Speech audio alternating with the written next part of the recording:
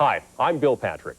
The program you're about to see is part of a vintage series called Car and Track, which was originally produced during the first half of the 1970s. Before we begin the show, though, a brief program note. Using as many as 8 cameras to shoot a single event, Car and Track captured some of the great NASCAR competitions of the era, one race at a time. Over the course of some 80 episodes through 6 seasons, series producer and host Bud Lindeman lovingly documented a unique era in American motor racing.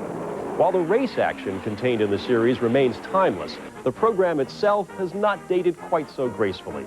Although the years have not been overly kind to Bud's decidedly low-key introductions and interviews, we believe them to be an integral part of this one-of-a-kind series. So please, stay with us now as Speed Vision presents a rare slice of 1970s Americana, Car and Track.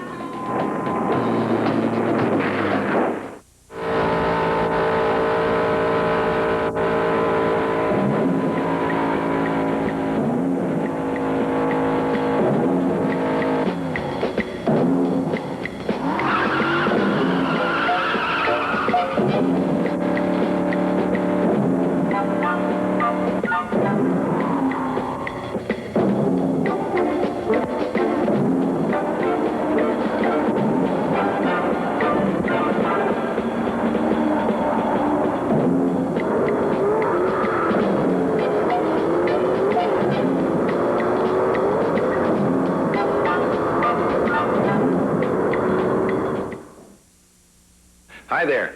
This is that 30-minute period where we put wheels under your armchair and take you where the action is. And on today's show, we found it at Ontario Motor Speedway at Ontario, California. It's the Miller 500, and all the stars of NASCAR were there to run for one of the biggest bundles of money in racing. Our road test car comes from the General Motors Buick division. It's called the Centurion. Now, most of the changes were not visible, but they were for the best. Also, since the rise in popularity of recreational vehicles, we take a look at the StarCraft motorhomes from a luxury as well as a safety viewpoint. We'll be back right after this message. In the past few years, we've tested many of the big luxury cars, and for the most part, have been nonplussed by them. They've been soft, spongy, wallowy in the turns, clearly evident that the engineers were trying to absorb every bump on the road before it ever got to the precious cargo in the passenger's compartment. Buicks always seemed to be the epitome of this rule. But then, along came 1972, and old Softy got some new leg muscles.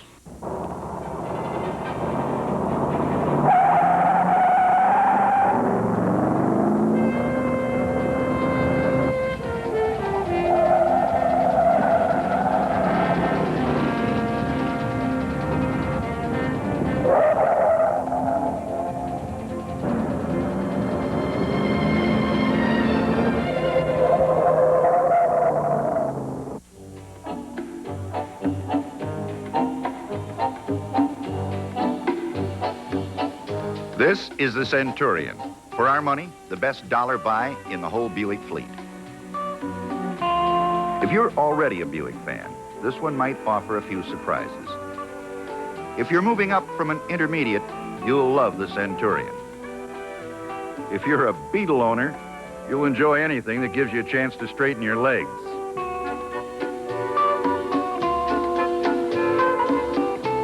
It all sets on a 124-inch wheelbase and is motated by this 455 cubic inch V8 detuned for 91 octane low lead gasoline, fed through a 4-barrel Rochester carburetor.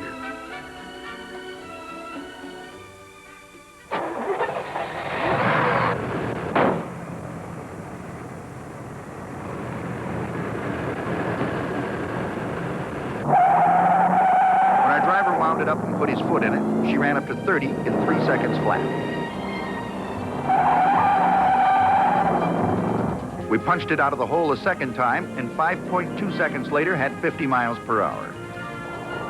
We were pretty happy with these times, considering the fact that the Centurion weighed 4,500 pounds. When we punched out for the 60-mile-an-hour go, it stopped the clock in 9.4 seconds. Buicks have good binders, perhaps the best in the industry, and have had for several years. From 30 miles an hour, we stopped in 37 feet.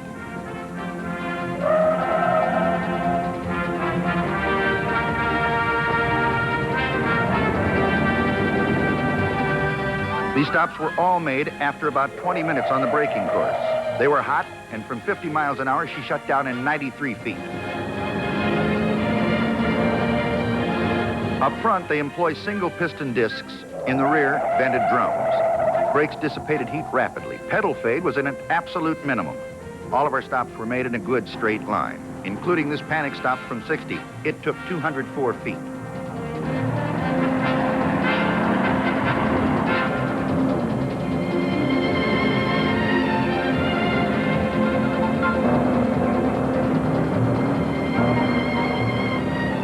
Our biggest surprise came when we put the Centurion through the pylon course. On past Buicks, 25 miles an hour was our top speed. They used to wallow, strain, scream, and hiss. Finally, after knocking over most of the cones, our driver would park it and get out, a little worse for the wear. However, this model was an all-new ball game. He ran through at 40 miles an hour. Body lean was not excessive, and the recovery was very good. Although we did find that the power steering unit would hesitate and cut out about halfway through the run after fast alternating turns of the wheel. Here's that same run, filmed head-on and in slow motion. The overall stability, as you can see, was very good.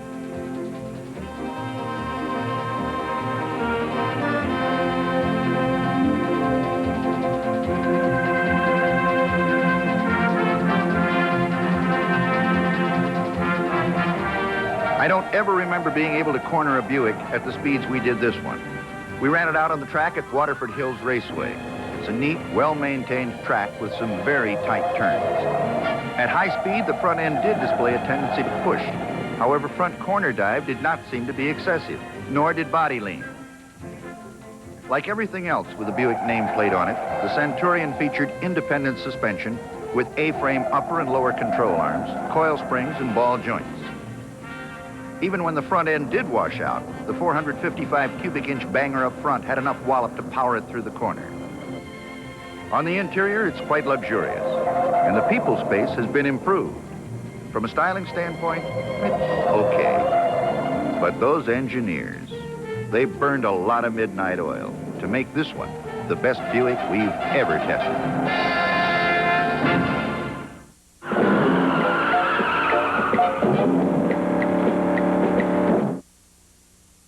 It's a long way from the Carolinas to California, but then there was a lot of money up for grabs. So the boys from NASCAR, the pride of Southern racing, left the high-banked super speedways of home and towed their race cars to Ontario, California. They visited this new $25 million speedway for the first time last year. Well, they drove the only way they knew, in a flat-out, belly-down charge for the checkered flag. And the fans? Well, they spent almost 4 adrenaline-filled hours screaming and cheering for their favorites and went home talking to themselves. And you know, they must have remembered, because when the Rebels returned this year for the Miller 500, they jammed the stands.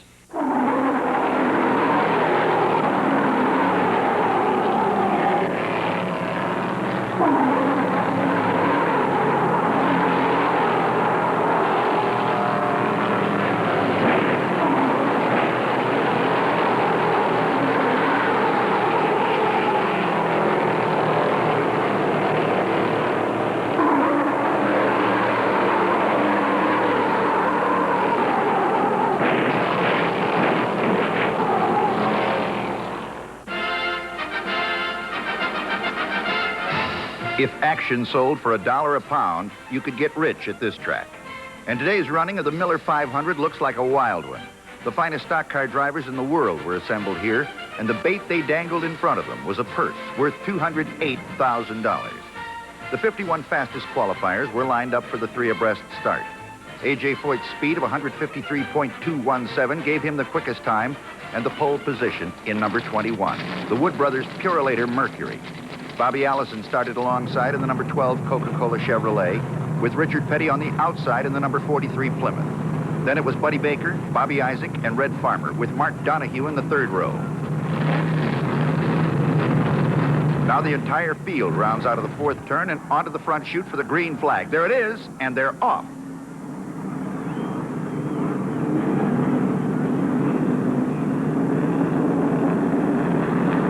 As they enter the second turn, Petty jabs at Plymouth hard and fires past Foyt on the outside to take the early lead.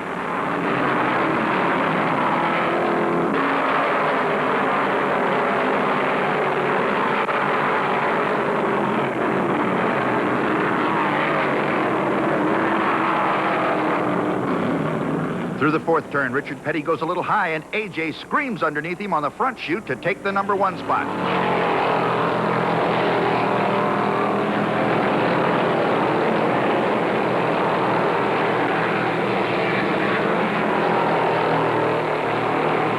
Uh-oh, 426 cubic inches just exploded like a hand grenade under the hood of George Fulmer's 72 Dodge Charger, and Don Knowles spins his Ford in the oil slick.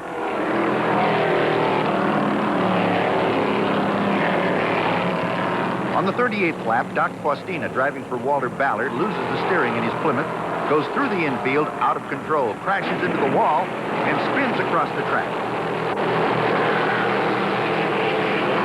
This brings out another yellow flag, and the pit action is spectacular.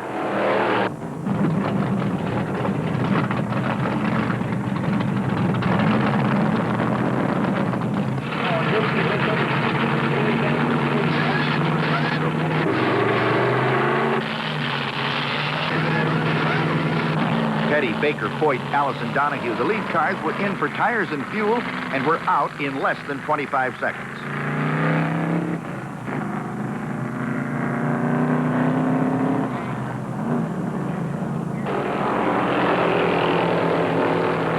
On the restart, it's A.J. Foyt that breaks out into the lead in the Mercury number 21. But Petty and Allison both want the lead, and they cut through the slower cars like a hot knife through butter.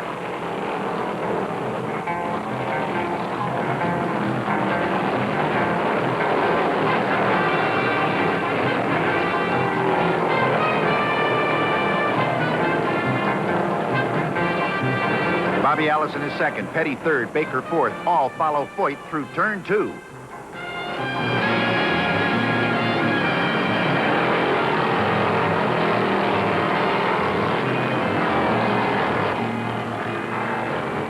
Watch out.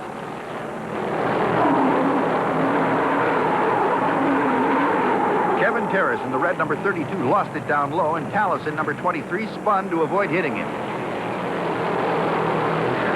Through the first turn, Petty moves around Herschel McGriff in number 4 in an all-out battle to catch Foyt.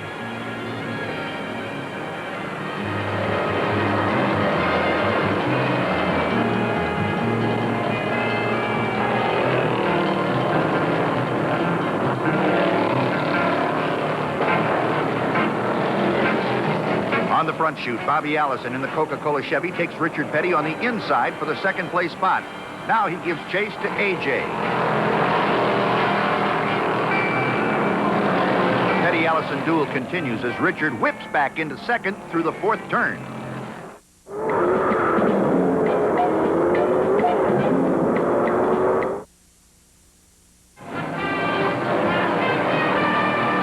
As the race goes on, cars continue to drop out. This time it's the number 99 Plymouth driven by Don White with a blown head gasket.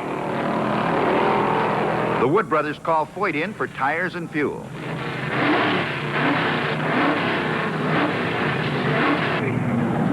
Buddy Baker wheels his Dodge in for the same reasons.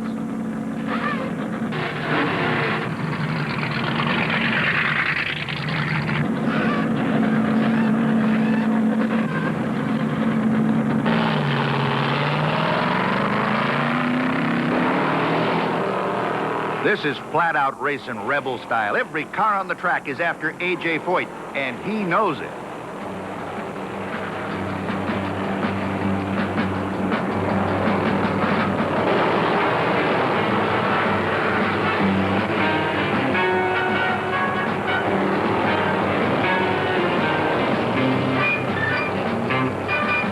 There goes another one.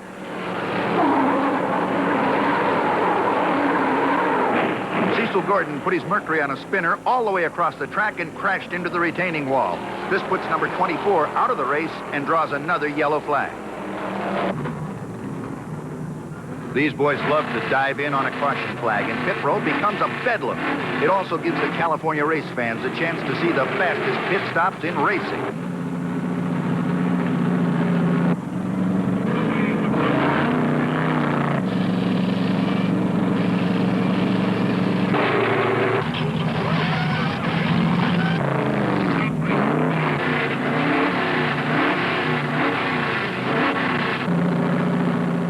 The Wood brothers have Foyt out in 19 seconds. If he wins this one, much of the thanks can go to that pit crew.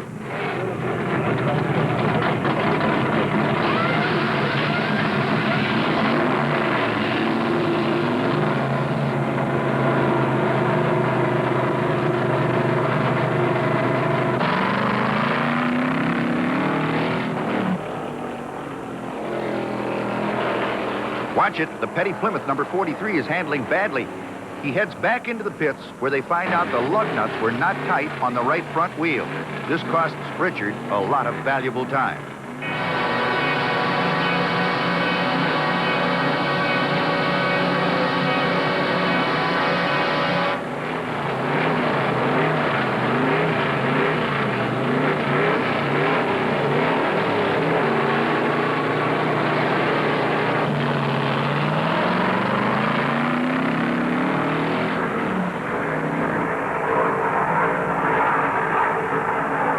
Petty comes back on the track in front of Foyt, but A.J. still has the lead. Richard is down almost one full lap.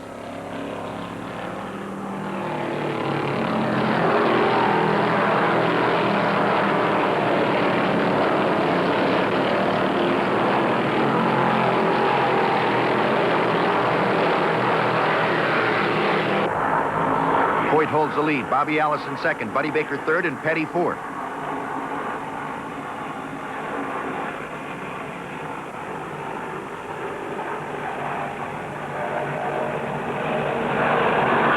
Into turn three, Foyt slips down low and passes Petty's Plymouth to get Richard one full lap down.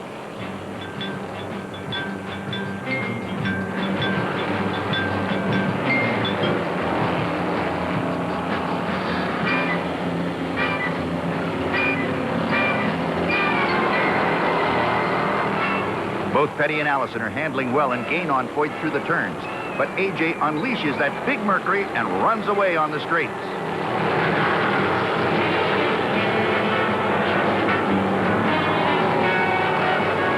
Pit stop of Petty's to tighten the right front wheel could have made the difference. He can run with Foyt, but he can't make up the lap it cost him.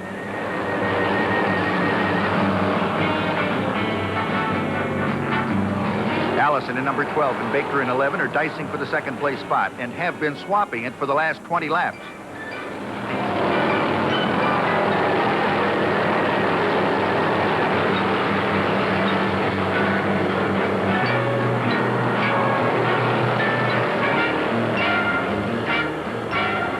Here's A.J. Foyt on his last lap as he pounds through the fourth turn and screams down the front chute for the checkered flag, the winner of the Miller 500.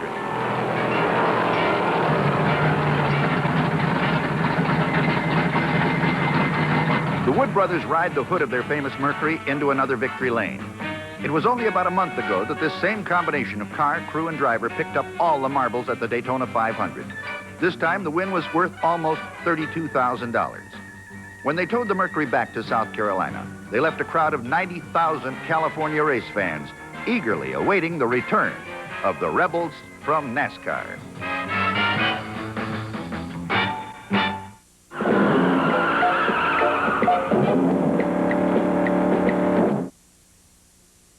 Today, there's a great deal of talk about and a surprising trend toward the purchasing of RVs, meaning recreational vehicles. Proof of this popularity is seen on the highways all summer long, and especially on holiday weekends. Well, when you start to count them, the number becomes staggering. It makes one think that the economy of the country is not as bad as we're led to believe, since these motorhomes carry a walloping price tag. Well, in the weeks to come, we're going to feature a few of them right here on the show. Today, it's the Starcraft. We filmed this 24-foot Star Cruiser in front of a bank, since we felt that a trip there might be necessary before taking the first trip in the motor home. It features a one-piece fiberglass body. The driver's seat is very comfortable. It goes up, down, and swivels. The instrument panel includes all the gauges you need, plus AM, FM stereo. The dining area is up front on the right side. When not eating, the front seat swings forward so you can watch the driver get lost. At night, the whole thing collapses into a double bed. The kitchen area, while not as large as the one at home, perhaps offers almost as many modern conveniences. The bathroom is very compact, but all the components are here.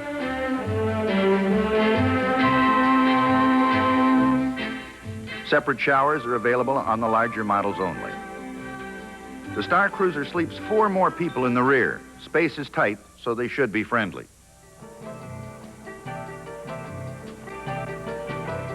We also took the 22-footer out for comparison.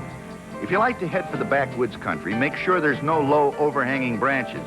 They could sweep the top of your RV clean, like the air conditioner and a few other topside goodies.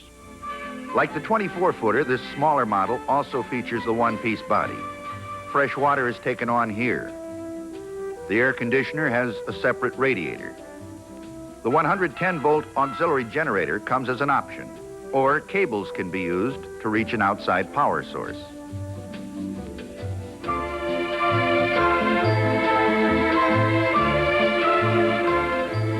The interior is much like the larger model, however a little more compact. Kitchen, dining area, sleeping quarters, etc.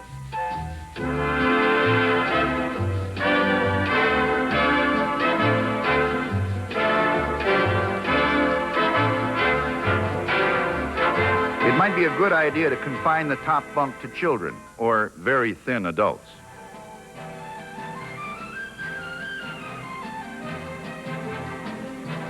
I think our biggest disappointment in all of the motorhomes that we had were the poor handling characteristics. Parked under the shade of a tree next to a bubbling brook, they make an excellent family campsite. However, the trip to the brook could be a nightmare. They're built on a Dodge truck chassis with a 159-inch wheelbase and powered by a 318 cubic inch V8. But the overall width and height seem to be far greater than what the chassis was designed to carry. This, coupled with an inadequate suspension system, makes their handling ability comparable to a Wells Fargo stagecoach.